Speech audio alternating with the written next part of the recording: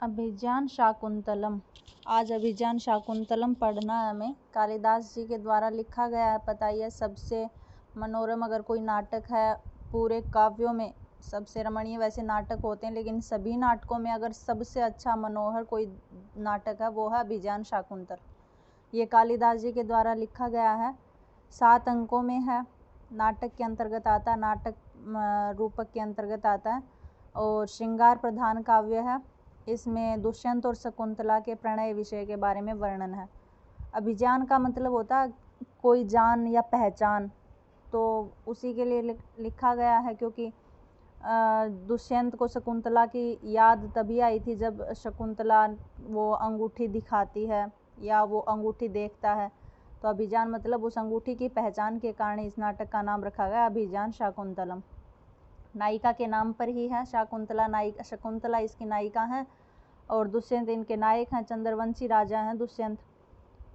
तो विषय वस्तु देखते हैं इसकी कि काव्येषु नाटकम रम्यम तत्र रम्या शकुंतला तत्रापि चतुर्थो अंकः तत्र श्लोक चतुष्टयम। ये करे काव्येषु नाटकम रम्यम, अर्थात संपूर्ण काव्यों में, महाकाव्य होते हैं, गद्य काव्य, मुक्तक काव्य, खंड काव्य, जितने भी काव्य होते हैं उन सभी काव्यों में नाटकम रम्यम, नाटक को सबसे रमणीय माना जाता है। और तत्र रम्या शकुंतला, अर्थात सभी नाटकों में सबसे रमणीय अगर देखा जाए तो वो शकुंतला का नाटक अर्थात अभिज्ञान शाकुंतल रूपी नाटक है। और इसमें भी तत्रापि चतुर्थो अंक है, अर्थात 7 अंक हैं। 7 अंकों में भी सबसे प्रिय जो मनोहर जो अंक है वो चतुर्थो अंक है, अर्थात चौथा अंक है। और उस चौथे अंक में भी श्लोक चतुष्टयम, जो 4 श्लोक कण्व के द्वारा बोले गए हैं, वो 4 श्लोक सबसे रमणीय है। तो 4 श्लोकों की अभिज्ञान शाकुंतल की प्रशंसनीयता को दिखाने के लिए यह श्लोक बोला गया है। कह रहे अंगूठी रूपी अभिज्ञान से शाकुंतला को या शकुंतला को पहचानने के कारण इस नाटक का नाम अभिज्ञान शाकुंतल पड़ा है। इस नाटक में 7 अंक हैं। अभिज्ञान शाकुंतलम नाटक एक श्रृंगार रस प्रधान नाटक है। ठीक है, श्रृंगार प्रधान नाटक या तो वीर रस प्रधान होता है या श्रृंगार रस प्रधान होता है। बाकी सारे रस जो होते हैं वो अंगभूत में होते हैं। तो ये जो नाटक है वो श्रृंगार प्रधान नाटक है। दुष्यंत, शकुंतला, कण्व, अनसूया, प्रियमवदा, सारंगर्व, सारद्वत, माधव्य या कई बार मांडव्य भी आ जाता है, भरत, मारीच, दुर्वासा, गौतमी, मेनका, मातली इत्यादि इसके प्रमुख पात्र हैं। इस नाटक में चंद्रवंशी राजा दुष्यंत व मेनका की पुत्री शकुंतला का प्रणय और फिर बिछुड़ना यानी वियोग और फिर दोबारा से पुनर्मिलन की कथा वर्णन है। इस कथा का आधार महाभारत का शकुंतलोपाख्यान है। शकुंतलोपाख्यान ये आदि पर्व में आता है। चंद्रवंशी राजाओं का वर्णन भी आदि पर्व में ही आता है तथा पद्म पुराण की कथा भी इसमें वर्णित है। कवि ने अपनी प्रतिभा से आवश्यक परिवर्तन कर सुंदर चित्र के रूप में प्रस्तुत किया है। तदपि ये जो कथा है दुष्यंत और शकुंतला की, ये थोड़ी अलग है वास्तविकता में अगर देखी जाए तो। जैसे पद्म पुराण में हम इस कथा को पढ़ते हैं, शकुंतलोपाख्यान में जैसे हम इस कथा को पढ़ते हैं, तो ये अलग है कथा। लेकिन मनोहर लगने के कारण, रमणीय लगने के कारण कालिदास जी ने इसमें थोड़ी हेर फेर करके इस नाटक को सुखांत बना दिया। सुखांत तो है ही, फिर भी मतलब कुछ ज़्यादा हेर फेर करके इसको सुखपूर्वक बनाया है। प्रथम अंक में है ग्रीष्म ऋतु का वर्णन है। राजा दुष्यंत का कण्व आश्रम की तरफ जाना। देखो, एक बार पूछा गया था कि कौन सी ऋतु का वर्णन शुरू में आता है। ऐसा नहीं पूछा जाएगा, ऐसे पूछा जाता है जब सूत्रधार या नट नटी प्रवेश करते हैं इस नाटक को करने के लिए तो ग्रीष्म ऋतु के गीत गाए जाते हैं। तो यही प्रश्न आया हुआ था कि अभिज्ञान शाकुंतल जब नाटक खेला गया तो उसमें कौन सी ऋतु के गीत गायन हुए हैं, तो इसमें ग्रीष्म ऋतु का वर्णन हुआ है। राजा दुष्यंत का कण्व आश्रम की तरफ जाना। 2 वही खानस अर्थात ब्रह्मचारियों का दुष्यंत को शिकार से रोकना। ब्रह्मचारियों द्वारा आशीर्वाद दिया जाना कि चक्रवर्ती पुत्र की प्राप्ति हो और विजयी बनने का आशीर्वाद देना। अतिथि सत्कार का भाव शकुंतला पर सौंप करके कण्व ऋषि का स्वयं सोम तीर्थ पर जाना। ये एक बार आया हुआ था प्रश्न कि शकुंतला के भाग्यार्थ की रक्षा के लिए या भाग्य की कामना के लिए ऋषि कण्व का कहाँ गमन होता है, तो वो सोम तीर्थ पर जाते हैं। ठीक है, शकुंतला के भाग्यार्थ प्रार्थना हेतु। दुष्यंत का आश्रम में प्रवेश। दाईं भुजा फड़कना। दाईं भुजा का मतलब होता है शुभ सगुन की प्राप्ति अर्थात सुंदर स्त्री की प्राप्ति। सुंदरी शकुंतला के दर्शन होना। शकुंतला की सखियों द्वारा कण्व की पोष्य पुत्री होने का पता चलना। क्षेत्रीय कन्या जान करके दुष्यंत का प्रसन्न होना। दुष्यंत शकुंतला का एक दूसरे के प्रति आकृष्ट होना और शकुंतला के प्रति आकृष्ट होकर के राजधानी जाना स्थगित कर देना, और कण्व के आश्रम का वर्णन जो मालिनी नदी के तट पर है। ठीक है, याद रखना कण्व का जो आश्रम है वो मालिनी नदी के तट पर, अनसुईया को अंगूठी देना इत्यादि का वर्णन पहले अंक में आता है। अब है द्वितीय अंक। द्वितीय अंक में है विदूषक का आखेट से परेशान हो अपने को बचाना, आखेट का बंद कर दिए जाना, तपस्वियों की प्रार्थना स्वीकार कर यज्ञ की रक्षा हेतु दुष्यंत का वहीं रुक जाना, त्रिशंकु का वर्णन, पुत्र पिंड आराधना हेतु माताओं द्वारा दुष्यंत को बुलाया जाना, अपनी जगह विदूषक माधव्य को भेज देना, शकुंतला विषयक चर्चा को विदूषक के सामने केवल मनोरंजन मात्र अर्थात मजाक बता देना, और तपोवन की रक्षा के निमित्त आश्रम की ओर चले जाना। तृतीय अंक में दर्शाया गया है यज्ञ रक्षा कार्य से निवृत्त होकर के तपस्वियों की आज्ञा से मनोविनोद पूर्ण विश्राम करने के लिए मालिनी नदी के किनारे वेतसलता मंडप की ओर जाना, जो वेतसलता मंडप कण्वपुत्री शकुंतला का प्रिय स्थान था। दुष्यंत शकुंतला दोनों का परस्पर अवलोकन काम पीड़ा से व्यथित होना, शकुंतला को रोगी समझ करके सखियों का नलिनी दल से उपचार करना, मदन लेख में शकुंतला की विरह व्यथा का वर्णन करना, उचित समय जान करके दुष्यंत का प्रकट हो जाना, मृग के बच्चे को माँ से मिलाने का बहाना बना करके सखियों का वहां से चले जाना और शकुंतला की अभिलाषा पूरी करना, स्वास्थ्य लाभ हेतु दरबोधक लेकर के माता गौतमी का आगमन, शकुंतला को अपने साथ ले जाना, पुनः मिलने का संकेत दे जाना, बड़ी खिन्नता से कुछ देर वहीं बिता करके कर्म में संलग्न दुष्यंत ऋषियों के संध्याकालीन निशाचरों के भय को दूर करने हेतु दुष्यंत का उपस्थित हो जाना। ये सारे वर्णन तृतीय अंक में मिलते हैं। अब चतुर्थ अंक। चतुर्थ अंक में क्या है तो कह रहे दुष्यंत शकुंतला का गांधर्व विवाह होना। इन दोनों का जो विवाह था वो गांधर्व विवाह था। पूछा जाता है कि किसका विवाह गांधर्व विवाह है, तो दुष्यंत और शकुंतला का ही है।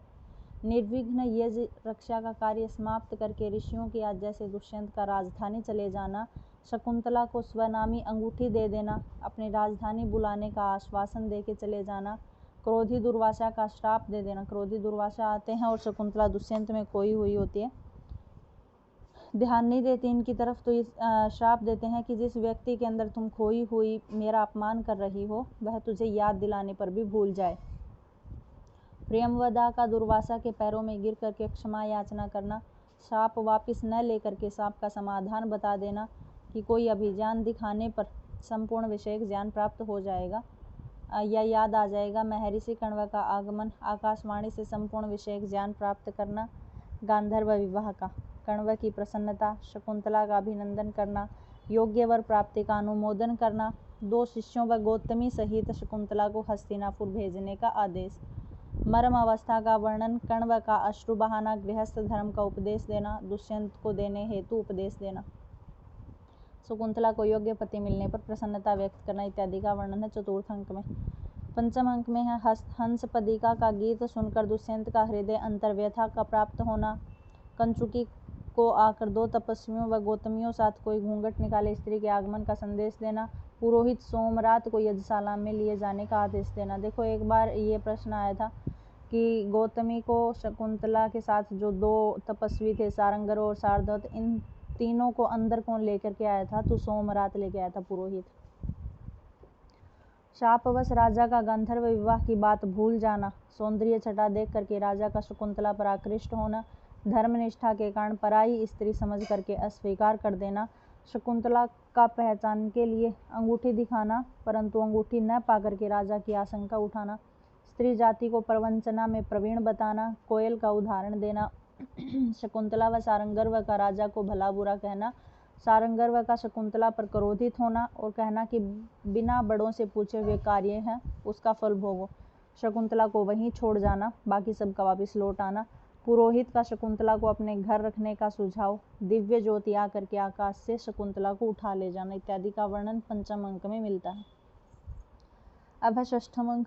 षष्ठ अंक में है एक धीवर का रत्न जड़ित व राज नामांकित अंगूठी को बेचने के लिए बाजार जाना, सिपाहियों द्वारा पकड़ा जाना, राजा के पास लेकर आना, धीवर द्वारा अंगूठी के विषय अर्थात उसे शक्रावतार या सची तीर्थ किसी भी नाम से बोल सकते हैं, एक मछली के पेट से उसे अंगूठी मिली है ऐसा बताना, अंगूठी को देख करके दुष्यंत का शाप समाप्त हो जाना, शकुंतला का स्मरण हो उठना, अंगूठी के बदले धीवर को स्वर्ण कंकण पुरस्कार के रूप में देना, शकुंतला के वियोग से विकल होना, विदूषक के साथ दुख को शांत करने के लिए प्रमद वन में चले जाना, राजनगर कार्य का अमात्य को संदेश देना, धनमित्र नामक व्यापारिक नौका से मृत्यु को प्राप्त करना, उसकी कोई भी स्त्री गर्भ से संपूर्ण संपत्ति उस बालक के नाम कर देने का आदेश दे देना, मेनका की सखी सानुमति का छिप करके राजा की व्यथा सुनना और शकुंतला का हाथ से बना हुआ चित्र देखना, इंद्र के सारथी मातली का आगमन, विदूषक को तंग किया जाना, दुष्यंत द्वारा मातली के आने का कारण पूछना, इंद्र द्वारा अजय काल नेमी का वध हेतु आगमन का कारण बतलाना और विदूषक को राज्यभार संभालने का आदेश देना, मातली के साथ रथ पर सवार होकर के दुष्यंत का स्वर्ग की ओर प्रस्थान कर जाना इत्यादि का वर्णन षष्ठम अंक में हम देखते हैं। आगे सप्तम अंक की कहानी है दुष्यंत का स्वर्ग जाकर के दुर्जय काल नेमी व शत्रुओं को पराजित करना, विशेष सत्कृत होकर के वापस लौटना, लौटते समय ब्रह्म के पुत्र मरीचि नंदन महर्षि कश्यप के दर्शनार्थ एक पेड़ के नीचे रुकना, एक बालक को शेर के बच्चे के साथ खेलते हुए देखना, बालक को देखकर पुत्र वात्सल्य उमड़ आना, हथेली में चक्रवर्ती राजा का चिन्ह देखकर दुष्यंत का प्रसन्न होना, दोनों के चेहरे में समता पा करके तापसी का आश्चर्यचकित होना, दुष्यंत द्वारा अपराजिता नामक औषधि का उठा लेना जो इनके हाथ पे बंधी हुई थी, अर्थात कश्यप जी ने जात कर्म के समय बालक के हाथ में बांधी थी, उसे माता पिता व बच्चे के अलावा कोई भी जब उठाता था उस औषधि को तब सांप बन करके वह डस लेती थी, लेकिन दुष्यंत ने वह उठा ली थी। राजा को पूर्ण विश्वास होना कि यह मेरा ही औरस पुत्र है। तापस्वियों द्वारा पुरुवंश का क्षेत्रीय बालक बतलाया जाना, सुखद समाचार शकुंतला को बताया जाना, दोनों का मिलन, राजा का चरणों में गिर करके क्षमा याचना करना, महर्षि कश्यप के पति पुत्र सहित दर्शन करना, महर्षि कश्यप का आशीर्वाद देना व ऋषि कण्व के पास दुष्यंत शकुंतला के मिलन का समाचार भेज देना, हस्तिनापुर के लिए विदा करना इत्यादि का वर्णन इनमें मिलता है। इनके पुत्र थे भरत, जिसका सबसे पहला नाम था सर्वदमन। कई बार ये प्रश्न पूछा जाता है कि सर्वदमन किसका नाम था पूर्व में, तो पहले भरत का नाम सर्वदमन था। अब अभिज्ञान शाकुंतल एक दृष्टि में। प्रणेता इनके कालिदास है, नायक दुष्यंत हैं, धीरोदात्त नायक हैं जो हस्तिनापुर के हैं, नायिका शकुंतला है जो स्वकीय नायिका है, अंक इसमें 7 हैं, रस अंगिरस श्रृंगार रस है, छंद आर्या वसंत तिलका का आधिक्य है और 24 अक्षराछंद है, रीति वैदर्भी रीति है, गुण इसमें प्रसाद गुण है या माधुर्य गुण है, क्योंकि जहाँ वैदर्भी रीति होती है वहाँ माधुर्य गुण ही होता है और प्रसाद तो सर्वत्र मिलता ही है। उपजीव्य महाभारत का आदि पर्व है। नामकरण क्यों किया गया, तो मुद्रिका चिन्ह के आधार पर अभिज्ञान शाकुंतल लिखा गया है। और नाटक पात्र 12 हैं। नांदी पाठ आशीर्वादात्मक, शिव की अष्टमूर्ति का वर्णन है, शिव के 8 प्रकार की मूर्तियां हैं उनका वर्णन किया गया है, आशीर्वादात्मक नांदी पाठ है। प्रमुख पात्र कर्ण व सारंगर व शारद्वत, अनसुईया, प्रियमवदा, गौतमी, दुष्यंत, शकुंतला, कश्यप, मेनका, सानुमति, विदूषक जो माधव्य नाम है, और कंचुकी, पुरोहित जिसका सोमरात नाम है, धीवर इत्यादि का वर्णन। मधुकरिका दुष्यंत की परिचारिका, ये मधुकरिका नाम की। विदूषक इसका माधव्य या मांडव्य कह सकते हैं। विशिष्ट वर्णन इसमें तपोवन का वर्णन है। मालिनी नदी जो कण्व का आश्रम जिसके पास था, सोम तीर्थ जिसके हेतु कण्व भाग्यार्थ हेतु शकुंतला के लिए गए थे, भ्रमर का वर्णन है। गांधर्व विवाह, सच्ची तीर्थ जहाँ पर शकुंतला की अंगूठी गिरी थी वो सच्ची तीर्थ है। कई बार पूछ लिया जाता है कि कौन से तालाब में शकुंतला की जो मुद्रिका थी वो गिर गई थी, तो सच्ची तीर्थ में गिरी थी। हिमकुट पर्वत जहाँ पर ये दुष्यंत कश्यप से मिलने के लिए गए थे वो है हिमकुट पर्वत। पुरोहित सोमरात है, दुष्यंत की पत्नी रानी हंसपदी का थी, वसुमती थी और शकुंतला थी तीसरी। शकुंतला के माता पिता मेनका और विश्वामित्र कुशिक गोत्र के हैं। प्रमुख सूक्तियां हैं, आपरितोषात् विदुषाम न साधु मन्ये प्रयोग विज्ञानम। ये कह रहे हैं कि जो विदुषाम अर्थात जो विद्वान लोग होते हैं वो न मन्ये साधुम, तब तक साधु अर्थात अच्छा नहीं मानते जब तक किसी भी चीज़ का विज्ञान नहीं कर लेते या अच्छी प्रकार से उसका प्रायोगिक प्रयोग नहीं कर लेते, तब तक अपरितोषात् वो संतोष को प्राप्त नहीं करते। कोई भी विद्वान मनुष्य है पहले वो किसी भी वस्तु का प्रामाणिक प्रयोग करेगा तभी उससे संतोष प्राप्त करता है। तो विदुषाम न साधु मन्ये, विदुषाम तब तक अर्थात विद्वान लोग साधु नहीं मानते हैं जब तक उस वस्तु का प्रयोग विज्ञान नहीं कर लेते हैं, अपरितोषात् वो संतुष्टि को प्राप्त नहीं होते हैं। आगे है बलवदपि शिक्षितानाम आत्म अन्य प्रत्ययम चेतः। ये सूत्रधार का कथन है कि अत्यधिक शिक्षित जनों का चित्त भी अन्यों के विषय में अविश्वासी होता है। जो मनुष्य अत्यधिक मतलब शिक्षित होते हैं या किसी भी प्रकार से, लेकिन दूसरे लोग उन पर विश्वास इतना जल्दी नहीं करते हैं, तो शिक्षित जनों का भी बलवत मतलब निश्चय से ही उनका जो हृदय होता है वो अन्य प्रत्ययम चेता है, अन्य की अपेक्षा हमेशा अविश्वासी ही होता है।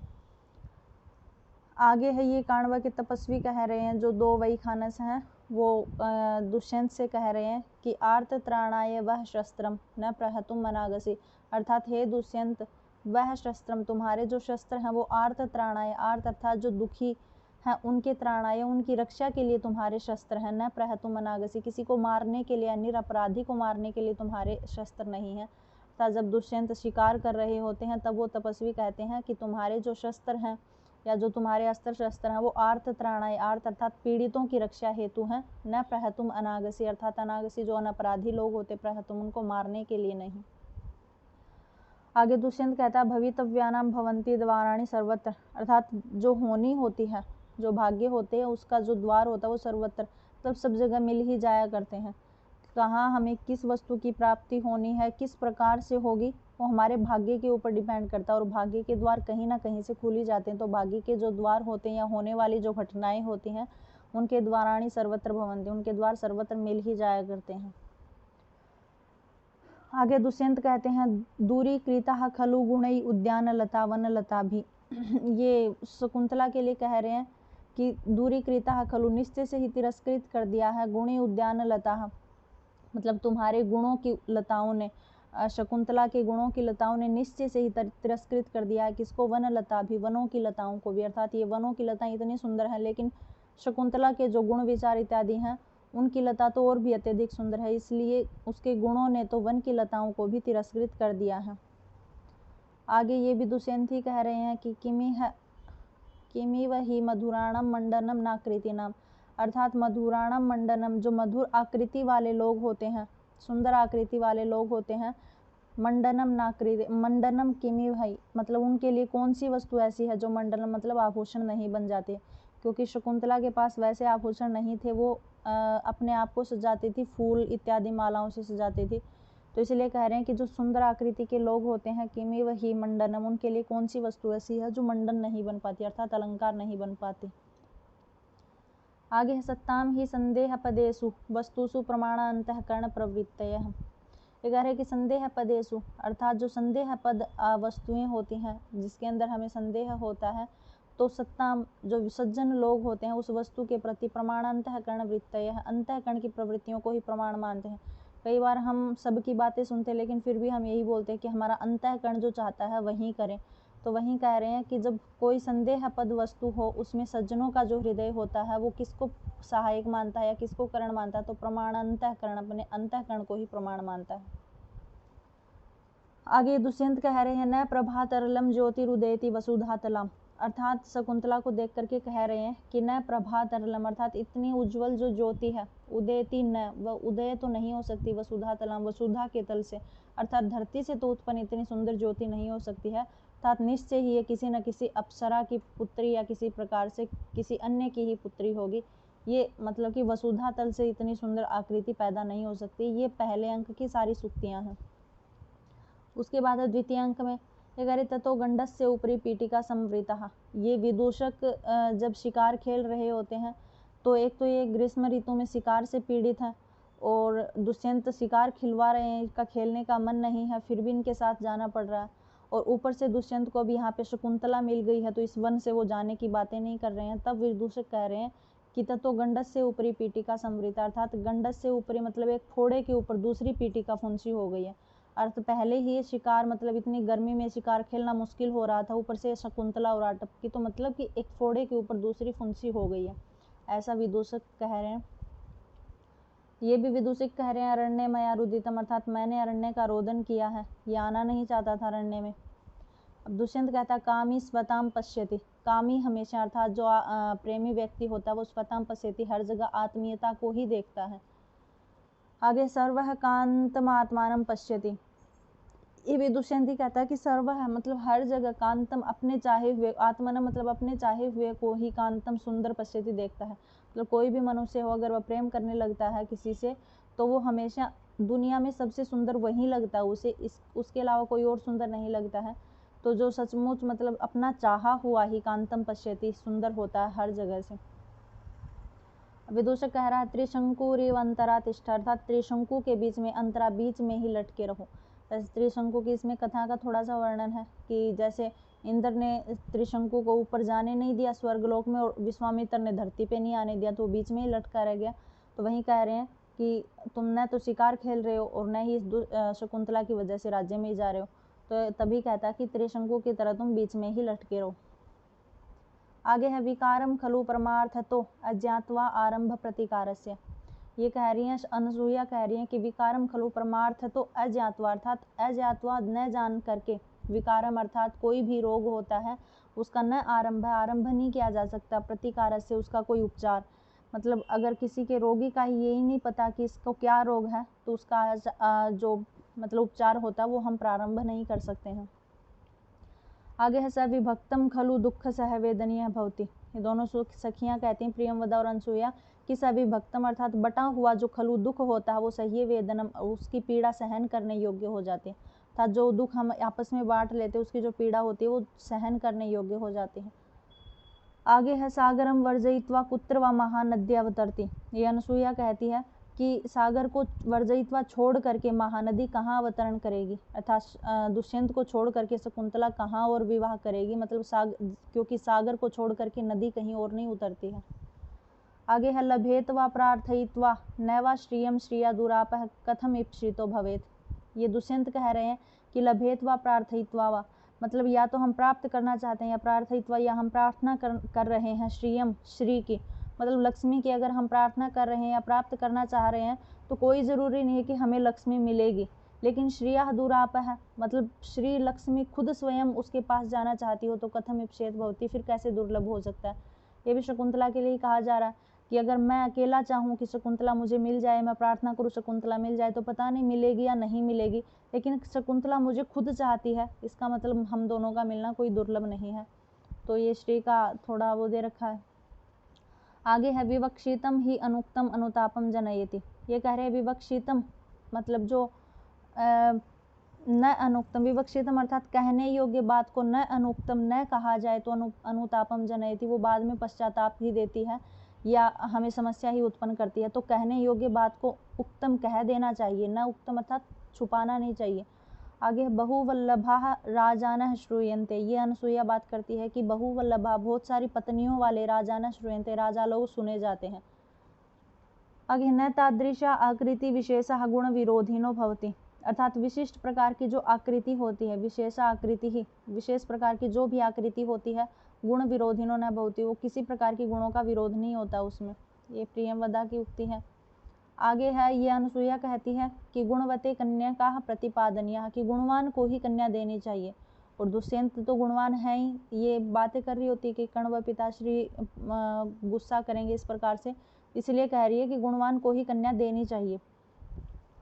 आगे है को अन्य हुतवाहात दग्धुम प्रवहति, अर्थात को कौन ऐसा दूसरा है जो हुतवाहात जलाने में, दग्धुम मतलब अग्नि के अन्य ऐसा कौन है जो दग्धुम प्रवहति जलाने में समर्थ हो सकता है, यानी शकुंतला को विवाह करने के योग्य केवल मात्र दुष्यंत ही है, दुष्यंत के अलावा कोई और अन्य समर्थ नहीं होता। जिस प्रकार से अग्नि केवल मात्र जलाने में समर्थ है उससे अन्य कोई नहीं है, तो इसलिए कह रहे कौन अन्य हुतवाहात, अर्थात अग्नि को छोड़ करके अन्य ऐसा कौन है जो दग्धुम प्रवहति जलाने में समर्थ हो सकता है, ऐसा प्रियंवदा का वचन है।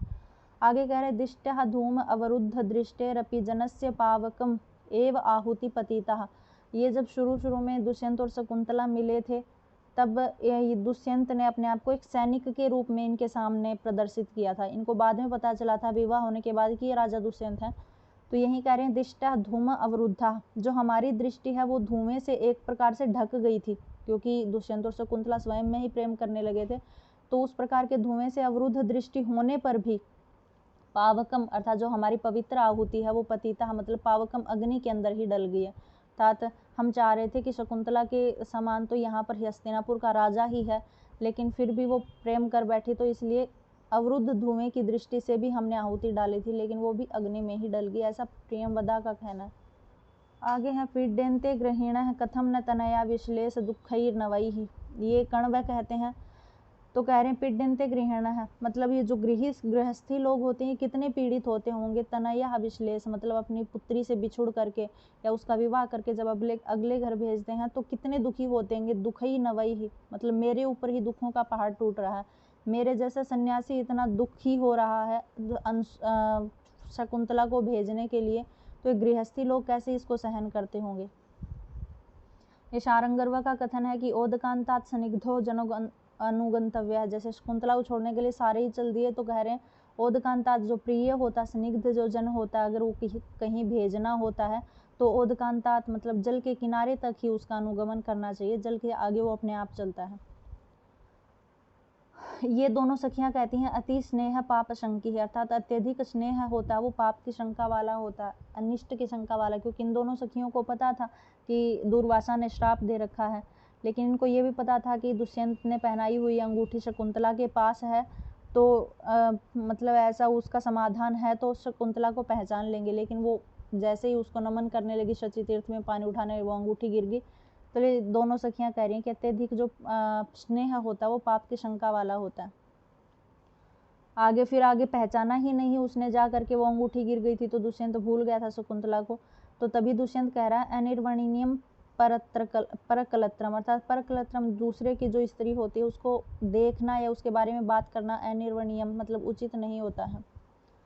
आगे स्वाधीन कुशला सिद्धिमंत है अर्थात सिद्धि वाले जो महात्मा होते हैं वो अपनी ही कुशलता के अधीन होते हैं, मतलब अपने आप में ही विद्वान होते हैं, उनको कोई प्रमाण की आवश्यकता नहीं होती है। तो ये सारंगर्व का मत है। आगे सर्व संबंधेषु विश्वसिति मतलब जब शकुंतला उसको अंगूठी न देख करके कुछ और बात याद दिलवाती है कि जैसे हम उस दिन मृगचर का जो छोटा सा बच्चा था वो मेरे पास आया था, आपके पास नहीं आया था, क्योंकि तब मैंने आपसे कहा था कि सब अपने ही बांधुओं पर विश्वास करते हैं। तो ये बातें याद दिलवाती हुई शकुंतला कह रही है सर्व संबंधेषु विश्वसिति अर्थात सब लोग अपने ही बंधुओं पर विश्वास करते, किसी दूसरे पर नहीं। आगे है स्त्रीणाम शिक्षितम पटुत्व अमानिशिषु। ये दुष्यंत कह रहा है, जब शकुंतला इसे कहती है कि मैं तुम्हारी पत्नी हूँ, तो इस प्रकार से दुष्यंत कह रहा है कि अमानिशिषु मतलब स्त्रीणाम अशिक्षित्वम पटुत्वम, अगर स्त्री अशिक्षित है मतलब शिक्षा भी उसने नहीं ग्रहण की है तब भी वह पटुत्व अर्थात चतुर ही होती है। अमानिशिषु कोयल को ही देख लो, मनुष्य न होकर के भी इतनी चतुर होती है कि अपने बच्चों को पैदा करके कौवे के पास छोड़ के आ जाती है। तो स्त्रियों में ऐसा देखा जाता है, मनुष्य जाति में ऐसा देखा जाता है कि स्त्री शिक्षित न होते हुए भी चतुर ही होती है। आगे है अप्रतिहत्तम चापलम दहती। ये कह रहे हैं सारंगर्व कह रहे हैं कि चापलम अर्थात चंचलता में कोई भी कार्य किया जाता है, अप्रतिहतम जिसके ऊपर हमारा कंट्रोल नहीं होता, जिसके ऊपर हम नियंत्रण नहीं होता है, चपलता में कोई कार्य करता है वो बाद में दहती पीड़ा ही पहुंचाता है। शकुंतला और दुष्यंत ने किसी से नहीं पूछा कि हम शादी करेंगे, ऐसे ही कर ली शादी काम पीड़ा के वशीभूत होकर के।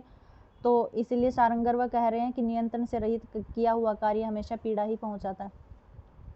अब आगे है अज्ञात हृदयेषु एवं वैरी भवति सौहृदम। ये भी सारंगर्व कह रहा है कि अज्ञात हृदयेषु अगर हम किसी के हृदय को अच्छी प्रकार नहीं जानते हैं उससे कभी भी सौहार्दम प्रेम नहीं करना चाहिए, क्योंकि वैरी भवति वो हमेशा वैरी होता है। अब शारद्वत कह रहे हैं कि उपनयेतु ही दारेषु प्रभुता सर्वतोमुखी। ये शारद्वत कहता है कि हे दुष्यंत मतलब शकुंतला तुम्हारी पत्नी, अब तुम इसके ऊपर कुछ करो, क्या तुम्हें करना कुछ भी करो, क्योंकि उपनयंतु दारेषु क्योंकि हर प्रकार से दारेषु अपनी पत्नी के ऊपर सर्वतोमुखी तुम्हारा ही प्रभुता अधिकार है, अर्थात अपनी पत्नी के ऊपर हर प्रकार से एक पति का ही हक होता है। वशीना ही पर परिग्रह संश्लेष परांग मुखी वृत्ति ही। ये दुष्यंत अब कह रहा है कि जो संयमी पुरुष होते हैं अपरांग मुखी वृत्ति ही, वो दूसरे की स्त्री को देखते नहीं है, उनके अपने वशीभूत होते हैं, जो संस्कार होते हैं वो इतने वशीभूत होते हैं, संयमी होते हैं वो लोग, वो किसी की परांगमुखी किसी दूसरे की स्त्री का ग्रहण नहीं करते हैं। आगे है उत्सव प्रिया राजाना है। ये सानुमति कहते हैं कि जो राजा लोग होते हैं वो उत्सव प्रिय होते हैं। अहो सर्वस्व अवस्थासु रमणीय आकृति विशेषणाम। ये कंचुकी कहता है, एक सेकेंड, तो कह रहे हैं विशिष्ट आकृति वाले होते हैं वो सर्वस्व अवस्था सुरमणीयतम, वो सारी ही अवस्थाओं में सुंदर ही लगते हैं, ऐसा कंचुकी का कथन है। आगे कह रहे अथा भवितव्यता बलवती, ये विदुषक कह रहा है कि जो होनी होती या भाग्य होता वो बलवान होता अपने आप में ही। आगे कह पति देवता अन्यम परिमाष्टुम उत्सहते, अर्थात कह पति देवता अन्य परिमाष्टुम उत्सहते, अर्थात कौन पतिव्रता स्त्री ऐसी है जो दूसरे के छूने से साहस दूसरा उसको छूने का साहस कर सके। तो अपने पति से अन्य कोई स्त्री ऐसी नहीं है जो किसी दूसरे का साहस सहन करे या छूने को सहन कर सके, ऐसा दुष्यंत का कथन है। आगे उच्छेतुम प्रभवती यन्न सप्त सप्ति तम नैव तिमिरम अपाकरोति चंद्रः, ये कह रहे कि चंद्रमा को छोड़ करके कोई दूसरा ऐसा नहीं है। एक सेकेंड, हाँ ये कह रहे हैं कि उच्छेतुम प्रभवती यन्न सप्त सप्तितम, मतलब सप्त रश्मियों वाला जो सूर्य होता है वो भी अपना प्रभाव नहीं जमा पाता है। तिमिर अपाकरोति, तिमिर रूपी जो अंधकार होता है अर्थात संपूर्ण जो अंधकार होता है उसको केवल मात्र चंद्रमा ही करोति दूर कर सकता है।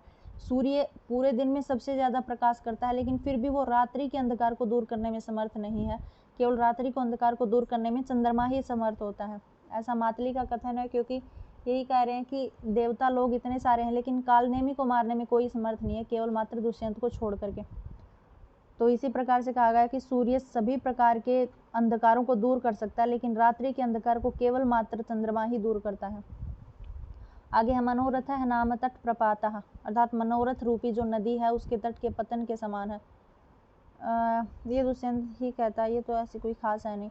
हंसो ही क्षीर मादत्य तन मिश्राम व्रजति अपह, ये भी दुष्यंत कहता है कि हंस इतना चतुर होता है कि क्षीर मादत्य, क्षीर को अर्थात दूध को ग्रहण कर लेता है और तन मिश्राम उसके अंदर जो मिश्रित अपह है जो जल होता है उसको व्रजति छोड़ देता है। आगे है किम वा भविष्य दरुणम तमसा बिभेता तम चेत सहस्त्र किरणों धूरी ना करिष्यत, ये कह रहा है कि जो उषा होती है, जो अरुण होता है वो वा भविष्यति किम, क्या मतलब कर सकता है, तमसा विभेति, तम को अपने से दूर कर सकता है, या क्या अरुण ऐसा कर सकता है कि अपने आप ही अंधकार को छेद दे या उसको नष्ट कर दे। अगर सहस्त्र किरणों वाला धूरी न कृष्यति, अगर सहस्त्र किरणों वाला सूर्य स्वयं अरुण को आगे न करे, तो वहीं कह रहे हैं कि अरुण अकेला मतलब कि सभी प्रकार के अंधकारों को नष्ट करने में समर्थ नहीं होता जब तक सूर्य उसको आगे न करता हो। आगे है अथवा अन्य परदार व्यवहार है, किसी दूसरे की परदार अर्थात पत्नी के बारे में बातचीत करना, व्यवहार करना, प्रश्न आदि करना अन्याय मतलब न्याय से रहित होता है या न्याय उचित नहीं होता है। आगे कष्टम खलु अपत्यतः, ये दुष्यंत कह रहे हैं कि अपत्यतः जिसके बच्चा नहीं होता है, अपत्य मतलब पुत्र नहीं होता है, वो निश्चय से ही कष्टम अर्थात कष्टकारी होता है, दुखदायी होता है।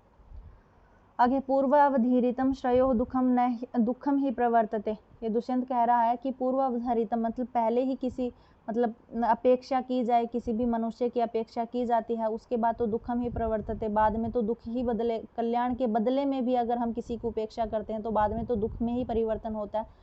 तो पहले जब शकुंतला मेरे पास आई थी मैंने उसकी उपेक्षा की थी इसलिए अब मैं दुख भोग रहा हूँ। तो वहीं कह रहा कि पहले उपेक्षा किया गया कल्याण, जब हम किसी कल्याण की पहले उपेक्षा कर देते हैं तो वो बाद में दुख में परिवर्तन हो जाता है। आगे है सृजमपि शिरस्य अंधः क्षिप्ताम धुनोति अहिशंकया, ये कह रहे हैं कि सृजमपि एक माला को भी सिर से सिर के ऊपर डाल दे जाए, मतलब किसी अंधा है किसी अंधे के अगर माला को सिर के ऊपर डाल दिया जाता है तो फिर भी वह अहिशंकया, अहि मतलब सर्प की शंका करके क्षिप्ता धुनोति उसको दूर फेंक देता है। जैसे एक अंधा माला को भी सर्प समझ करके दूर फेंक देता है उसी प्रकार मैंने भी शकुंतला से ऐसे ही किया। आगे छाया तो मूर्छति मलो उपहत प्रसाद शुद्धे तो दर्पण तले सुलभ अवकाश है, ये मारीच कहते हैं कि छाया तो मूर्छति, छाया से कुछ लेना देना नहीं होता, मल उपहित प्रसादे मतलब कि मैल से नष्ट हुआ जो दर्पण होता है अर्थात शुद्ध जो दर्पण होता है उसमें सुलभ अवकाश है, जो छाया होती है वो स्वतः ही अपना स्थान बना लेती है।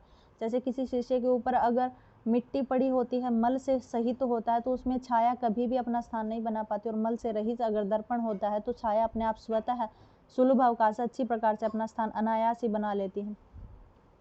आगे है अर्थो ही कन्या परकीय एवं, अर्थात कन्या हमेशा दूसरे की ही धन होती है। इस प्रकार से अभिज्ञान शाकुंतल का प्रथम श्रेणी अंग्रेजी अनुवाद सबसे पहले किया था विलियम जोन्स ने। ठीक है, ये कुछ अन्य तथ्य हैं जो बाद में ऐड किए हुए हैं। अभिज्ञान शाकुंतल का प्रारंभ होता नांदी पाठ से और अंत होता भरत वाक्य से। कालिदास को भारत का शेक्सपियर किसने कहा? तो विलियम जोन्स ने कहा था द लास्ट थैंक्स की भूमिका में। ठीक है, कालिदास एक रसमयी शैली के कवि हैं। शाकुंतल लगभग 180 उपमाओं का वर्णन है अभिज्ञान शाकुंतल में। पतिग्रह छोड़ने पर शकुंतला को सारद्वत और सारंगर्व और गौतमी तीनों जाते हैं, ये प्रश्न आया हुआ था। ठीक है, अंगूठी कहाँ गिरती है? तो शची तीर्थ में गिरती है। आगे सर्वदमन शकुंतला की भेंट दुष्यंत से हेमकूट पर्वत पर मारीच के आश्रम में होती है। सर्वदमन यानी भरत की और शकुंतला की भेंट हेमकूट पर्वत के मारीच के आश्रम में होती है। कण्व किस नदी पर रहते हैं? तो मालिनी नदी पर है। दुष्यंत की पत्नियां वसुमती, हंसपदिका और शकुंतला मेनका की सखी सानुमति है। शकुंतला के अमंगल की शांति के लिए कण्व सोम तीर्थ पर गए थे। अग्नि गर्भा शमी की तुलना शकुंतला से की गई है। मतलब जैसे आकाशवाणी हुई, कण्व को ऐसे ही पता लगा था कि अग्नि गर्भा शमी की समानता से, मतलब अग्नि गर्भा शमी तुम्हारी जो पुत्री है वो अग्नि गर्भ वाली है। जिस प्रकार शमी के वृक्ष के अंदर, गर्भ के अंदर अग्नि रहती है, उसी प्रकार तुम्हारी पुत्री के गर्भ में भी एक पुत्र की उत्पत्ति होने का इस प्रकार से मतलब कुछ पता लगा था। तो यही अग्नि शमी गर्भा ये शकुंतला के लिए की गई है। आगे दुष्यंत को देवासुर की सूचना किसने? इंद्र ने मातली को सारथी या दूत बना करके भेजा था। आगे अपराजिता रक्षक करंडक औषधि सर्वदमन के यहाँ बंधी हुई थी। काव्यों में नाटक रम्य होता है और नाट्य के आदि प्रवर्तक नटराज को माना जाता है और नाट्य के प्रणेता भरत मुनि है। नाटकों में सर्वप्रसिद्ध अभिज्ञान शाकुंतल है। आशीर्वादात्मक नांदी पाठ है। शिव की अष्टमूर्ति की उपासना की गई है। अभिज्ञान वैदिक छंदों का प्रयोग, त्रिष्टुप छंद का भी प्रयोग हो रखा है इसमें। सूत्रधार का कार्य होता अभिनय निर्देशनम नियंत्रणम, अभिनय का निर्देश करना और नियंत्रण करना। शकुंतला को विदाई पर रेशमी वस्त्र किसने दिए थे? तो वृक्षों ने दिए थे। भरत वाक्यम है प्रवर्तय प्रकृति हिताय पार्थिव सरस्वतीम श्रुति महता महीयताम, इस प्रकार के श्लोक से भरत वाक्य होता है। तो ये आपका अभिज्ञान शाकुंतल था। आई थिंक बड़ा तो हो गया है लेकिन अच्छा है, इंटरेस्टिंग, आपको याद रहेगा। 4-5 बार आप सूक्ति पढ़ोगे तो।